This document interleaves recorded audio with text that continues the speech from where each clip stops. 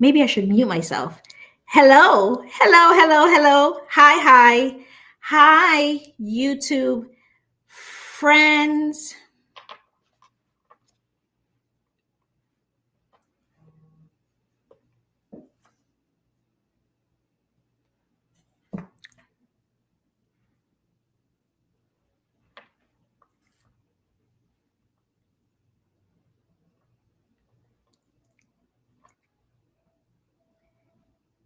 Hello, hello. I believe we are live. So I wasn't sure if I was live. I was like, am I live? Yes, I am live. So, hello, everyone. Let me say, make sure my Facebook friends and family, my LinkedIn network, and definitely my YouTube. Hello, friends, family, coworkers, peers, strangers, but not strangers anymore because you're here. So, hi to all of you. I am Dr. Dale of Dale Reports. And just a quick intro. I am an executive HR professional for over 15 years or so now. And that's day job. And every other second of the day, I am an emotional intelligence coach. And you're like, what is that? What is that? Well, I'm a doctor in business administration where I did my specialization in social impact management, right? And that gave me the opportunity to be able to do my research on emotional intelligence, right? And just like how there's AI intelligence, IQ intelligence. What do you know? There is EQ intelligence, which is the same thing as EI, same thing as emotional intelligence. That's a quick synopsis of the intro, right? So, what is it? I can go on and tell you the textbook version of emotional intelligence is the ability to be able to understand, use, manage your own emotions and those of people around you, right? While relieving stress, um, communicating more effectively, empathizing with others, and building strong relationships, right? Very important. And not only professional relationships, but definitely also personal, right? Because everything starts and ends there. So, with that out of the way, did you guys know? I have some fun facts for you guys just to make sure that we're all on the same page. First things first, I always ask every single encounter that I have with my clients or my students, I always ask the question, right? How are you feeling? I did not say, how are you doing? Big difference. I said, how are you feeling? There's a difference. Look it up. You have to do some research. I can't come here with all the information. You have to do some research. So there's a difference, right? How are you feeling? And there's three answers that's not an answer. In case you were thinking or you're saying it or you're doing it, you can put it in the chat, whether you're live with me now or when you look at you see the replayed version later on. I still want to know, how are you feeling? And the answers that are not okay is okay, fine, and good. Because guess what? They're not feelings. I didn't say how you're doing, I said how you're feeling. Why did I ask that question? Because everything starts and ends with how you are feeling. Everything. You get up in the morning, first question after how are you feeling? Because that sets the tone for the rest of the day. It sets the tone on what you're going to do, what you're going to say to somebody, how you're going to approach them. It sets the tone for everything. So I'm going to set that there. I'm going to let you think about it. And feelings, a list of feelings: sad, excited, angry, frustrated, angry. Are you angry? I hope not, right? I hope not, right? So those are feelings. Internet is your, Google is your friend. The world has a gazillion how reasons and list of emotions, so that way you can be able to express yourself, right? So we're going to set that aside and come back to that. But I wanted to start with, we're not going to be here long. It's just going to be like 30 minutes or so, right? Because again, what's the subject? EQ Unwrapped, tackling holiday stress and maximizing joy, right? Like, how can we make sure that we get to the holidays that are coming up? Because they're coming. They're coming whether you like it or not, whether you agree with them or not, whether you want them or not, whether you don't care for it, don't matter. The point is they're coming, right? And whether that be you celebrate them, you like you're dead to the world, how you feel because the holidays makes you all of the above. We're going to set that aside. We're going back to that too. Did you know that we have 1 month left in a year, 6 weeks left in a year, 46 days left in a year, 1,104 hours left in a year, 66,240 minutes. And I'm not even going to say the seconds because it's a long number. I'm not even going to say it, right? 397,400. We have a lot of time. There's a lot of time. So when you stop and you sit and you look at, I'm too busy, there's a lot going on. Things are going to always be going on, by the way, just in case you didn't know, that you can never get away from that. And you say, I don't have enough time in the day. I don't have enough time in the year. I don't have enough time to do that or go see that person, especially if it's important, especially if it's intangible items. Intangible items are feelings, is family. It's making sure that you take care of the things that are going to affect you, your friends, your family in a long-term way, right? We want to make sure that you do that. So first question was how you're feeling. You need to answer that question. Number 2, now, how are you spending or investing these 46 days left in a year? How? It's just usually when the end of the year is coming, you want to tally. Usually you want to tally and start going back, retrospection, introspection, seeing what was done, right? What do you want to do, right? Looking at that gap and then assessing, what do you want to do for the new year, for the next, right? You know, whether you believe in God or not, I want to make sure that I do this, this, and this. God spare my life, whatever that looks like, right? But nothing can get done.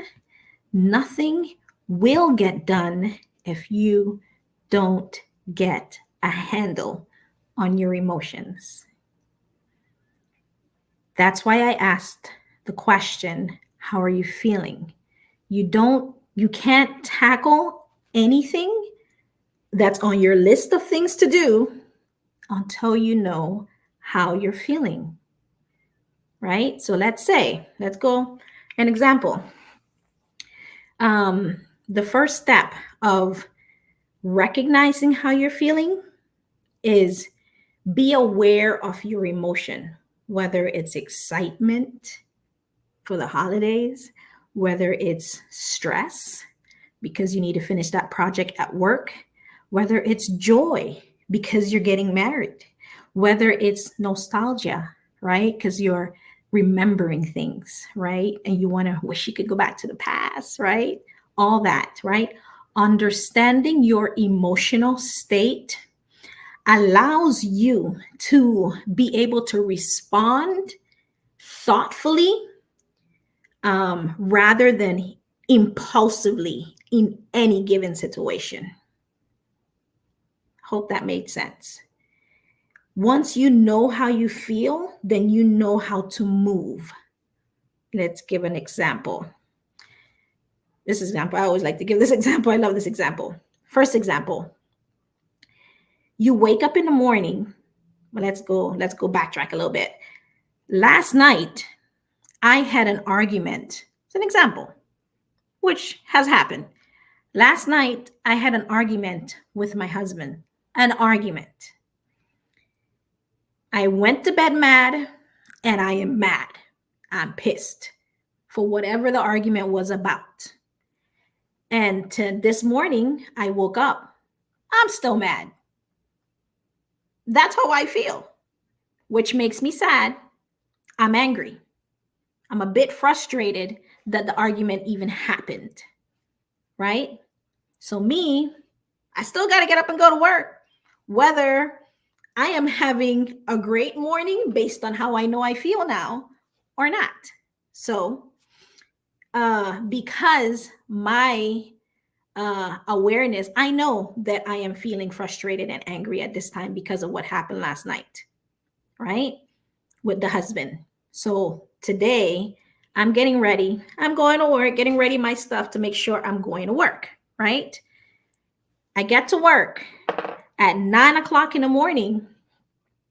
Guess what I'm doing? I'm doing an evaluation for an employee that is not performing very good right now. I have to do this evaluation. I scheduled it. It's due. I can do one of two things. The type of person that I am, this is all hypothetical. This is hypothetical based on what I used to be. Because I've been there. I was there. I'm not telling you this based on hypotheticals. This is facts. I've done this, right? This is now who you're talking to today is a healed version of Dr. Dale. This is not something that I'm happy about, and I'm sure you can relate in your experience as well.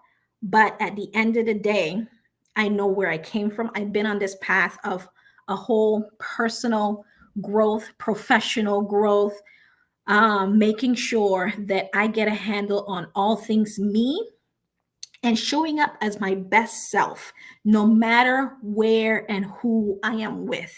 Best self meaning I am honest, I'm at peace, I'm sharing my mindset, I am not belittling anybody, I'm not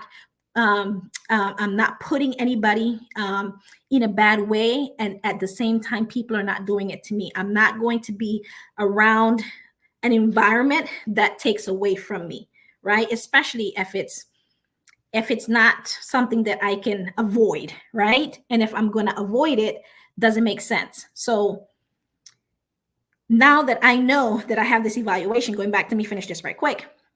Now that I know that I have to finish this evaluation, do this evaluation, employee is sitting in front of me. I'm still pissed. You are saying you can, some people say, I couldn't.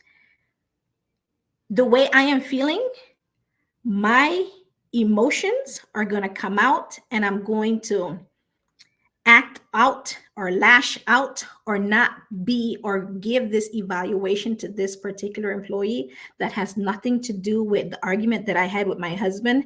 I'm not going to deliver it in the best way. Right? So I'm going to tell this employee, yeah, you should have known better. I don't know why you did what you did. You should have known better. I told you about that project. You didn't finish it on time. And here we are. Why are you surprised? Why are you acting surprised? You shouldn't be surprised. Like, look at my body language. Listen to my tone, right? I'm in that employee's face because I am not in a good headspace and definitely not at peace within myself. You may think, and you have to be self-aware, like you may think, this is where self-reflection, this is where retrospection, introspection comes into play, meditation, spending time with yourself So that way you can be able to decipher, am I showing up as my best self right this minute? Are you? I know within myself that when I was about to deliver that evaluation to that employee, that I should have rescheduled it. I didn't. And what happened? That employee walked out of the office. Maybe I didn't curse at them. Maybe I didn't yell at them, but I was in their face. And my words could have been delivered with a lot more care and love that would have helped that employee to build and grow off of that evaluation versus putting them down, belittling them, making them feel like less, making them, you saw, and as I was talking, I saw that employee get smaller and smaller. They started looking down. They think their body language got really self-conscious and they felt bad. But because I'm a manager, that particular employee did not rip me a two or like, forget you, I'm out of here. That employee didn't do that. She just sat there and took what I was saying. This happened years ago, right? Am I proud of it? No.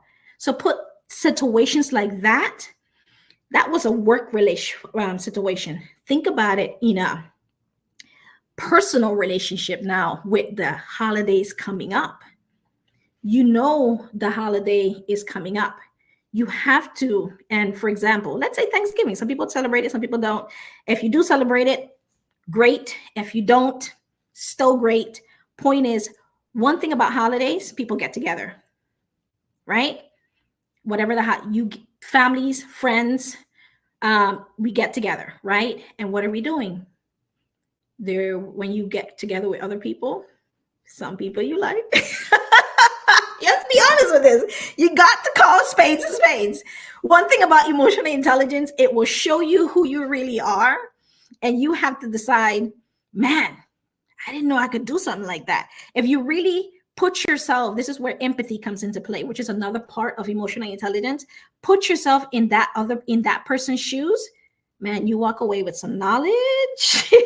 if you're self-aware. If you're self-aware, right? And there are steps into how to become self-aware, right? So what was I saying? Imagine that for a personal, like you going to the particular family member's house that is having all of these get together, and you're like, well, I don't like auntie such and such. And I don't want to be around such and such. And I'm not talking to such and such because they had done this to me and they have not apologized to me about such and such. The list goes on and on. I don't care how you put it. The experience may be different, but the family situations and the emotions are all the same. They're all the same. The emotions are all the same. So we all experience frustration, shame, regret, right? Man, I shouldn't have said what I said, right?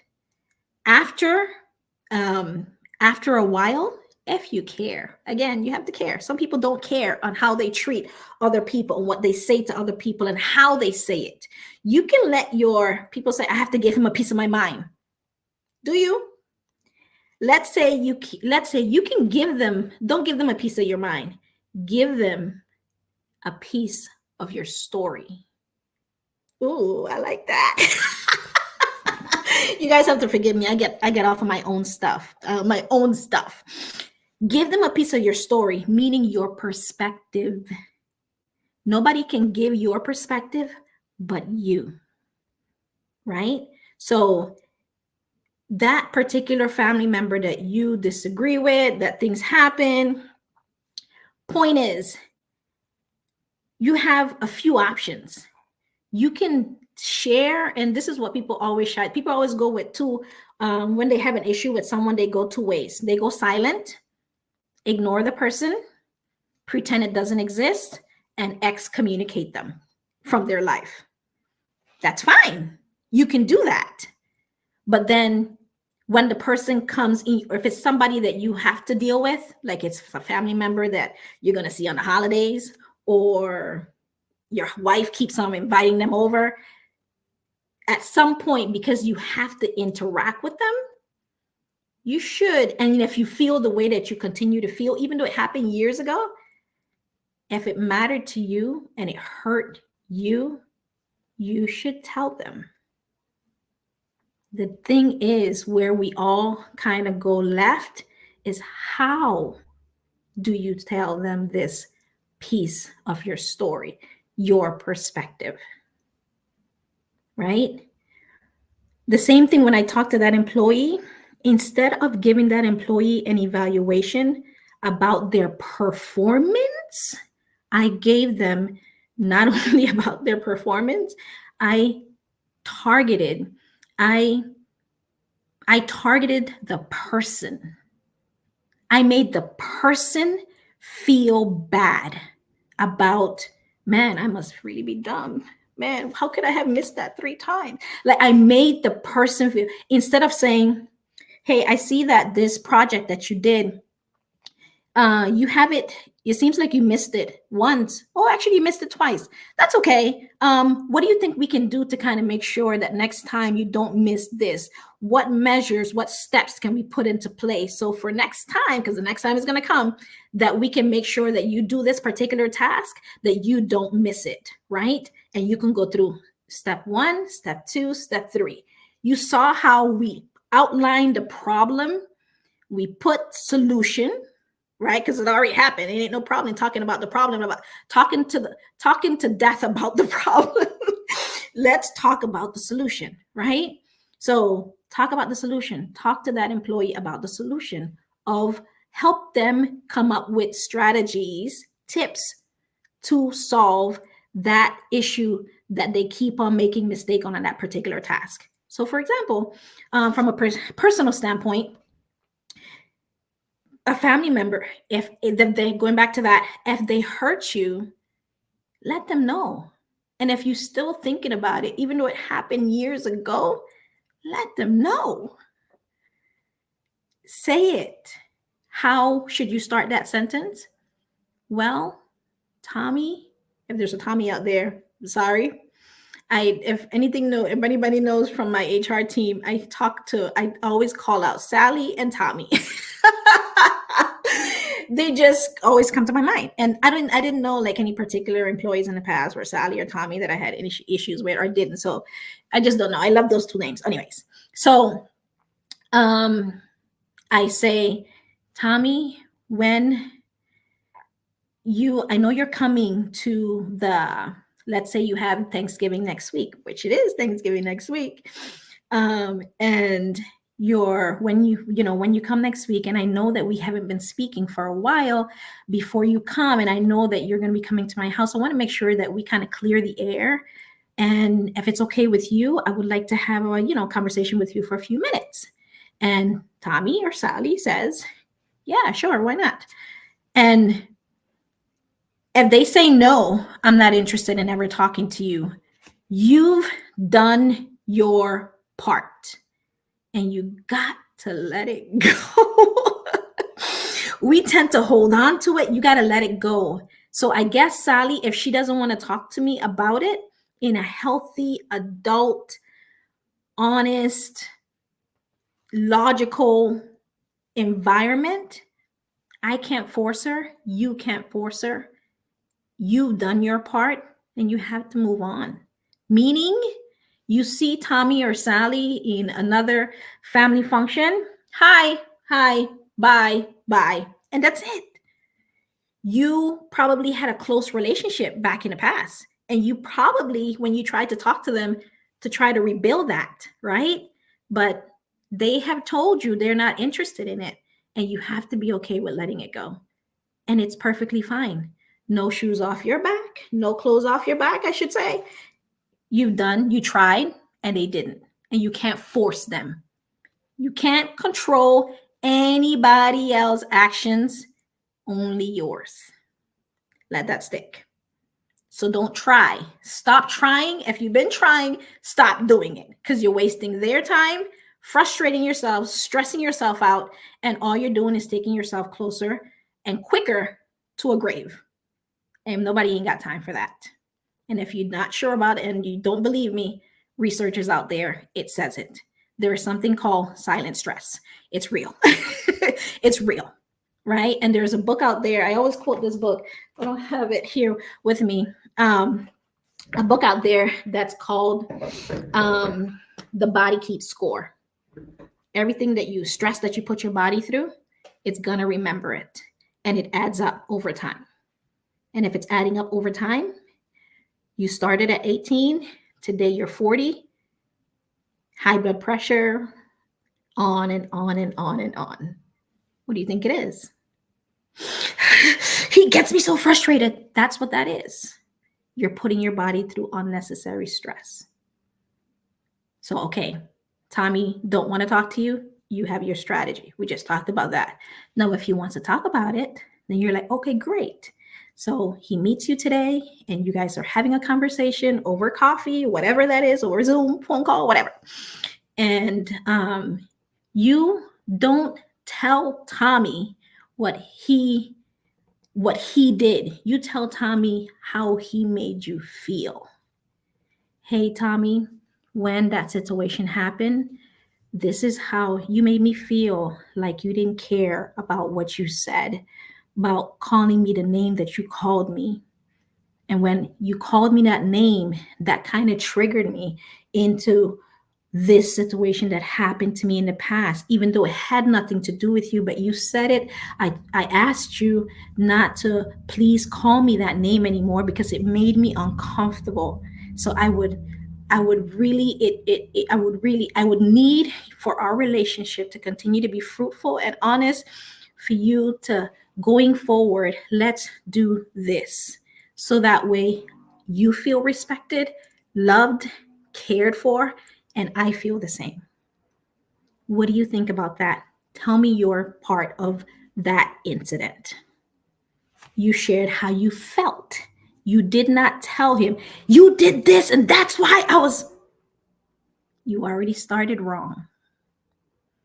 Again, you can't control what the other person does, thinks, says, feels. You only can control your own. I say on my lives all the time, and when I share in my groups, 4 things you have control over: how you think, how you feel, how you act, and how you speak. Nobody controls these things for you, so stop giving people power as if they do. I did that because you said this to me. It doesn't matter what I say to you. You came out of character. That was your problem. You acted that way. I didn't force you. You acted that way, acted out, cursed. You felt it's your problem, not mine. Now, if I physically hurt you, then that's boundaries, right? And that's a whole different subject altogether. There's a whole different subject altogether. And looks like we are to time. There's a quote that I always say on all of my lives: of all the knowledge that you will attain in your lifetime, knowing yourself, it is your greatest achievement. Get to know yourself so that way how you show up, when you show up, you are leaving a positive mark on people that you encounter. Stop allowing people to have bad experiences with you. Stop being out here getting stressed out for the holidays, not living joy and peace and care and love and just pure happiness. Not happy because of something happening, but happy because that is your status quo. That is just who you are. Right? So let that be your path for these next let's see, 66,240 minutes left in the year. Let that be your focus, to attain and know yourself to the best of your ability, to be able to show up as your best self, because you love you. I know you love you. And you don't just say it with your mouth, you act it out. So don't allow other people to control you. Be the boss of you with intelligence, because that's who you are, right? You are meant for more. And the holidays that are coming up, don't dread them, face them.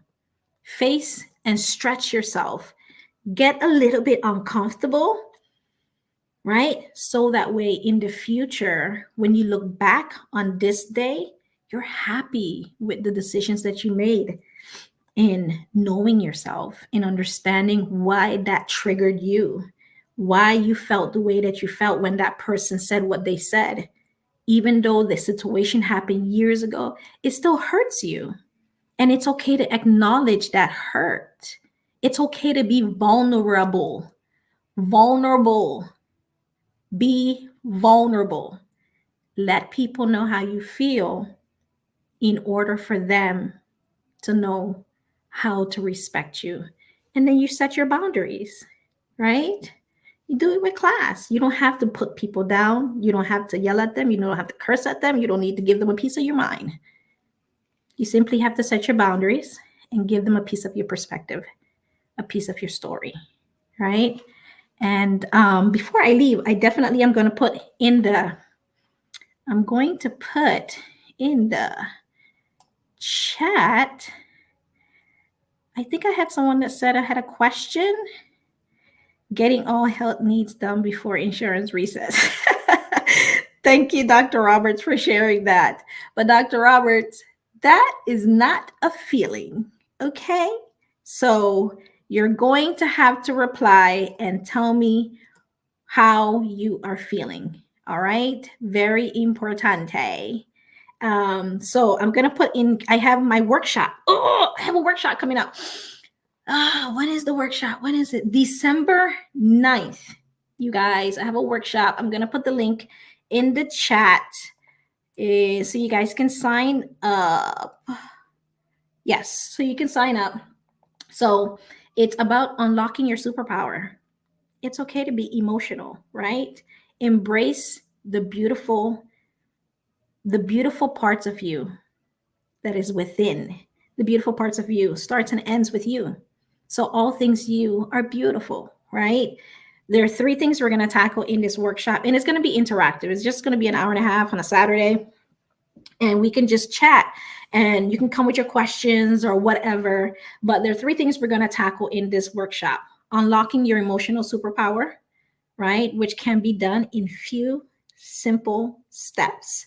Number 2, what is the big idea with emotional intelligence? You're like, you keep on hearing about what this word is, right? And I gave you a quick summary of what it is, but not sure. I still don't know what it is, Dr. Dale. Well, come and I can tell you what the big idea is.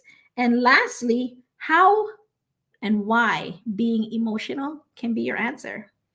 It can be your answer. And if I'll be sharing data about how emotional intelligence is the future. Merging with AI, it's the future. So it's all backed by research. I'm gonna put this in the link so you guys can register for the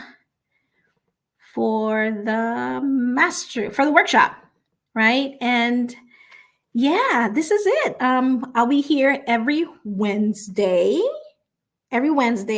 around this time, 6:30.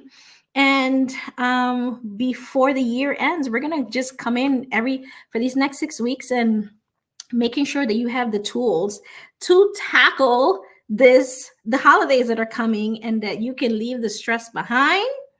A little bit of stress is fine, but to be stressing hours, days, these next 6 weeks, every day, we ain't got time for that. We are out here going to be our best self.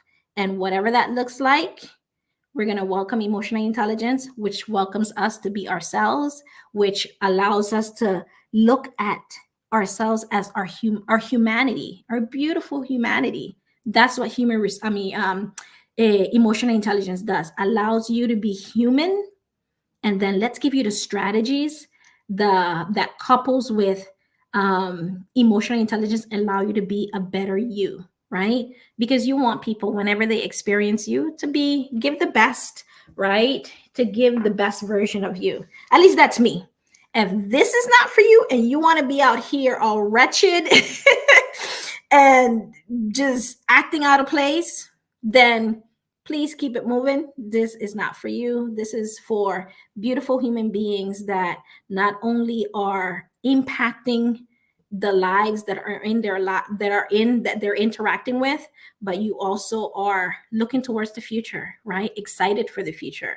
And being your best self allows you to be excited for the future, right? So again, attain the knowledge of all things you, and you, and that will be your greatest achievement because you deserve it. And remember, this has been Conversations with Dr. Dale, your emotional intelligence doctor. And thank you guys for listening. And for those that are going to watch the live or replay, definitely feel free to put your feelings, how you feel, and how are you spending or investing these next couple of hours, these next hours left in 2023. And I'll see you guys next week at 6:30 p.m. Eastern Standard Time. Good night, good morning, good evening, good afternoon. Bye, you guys.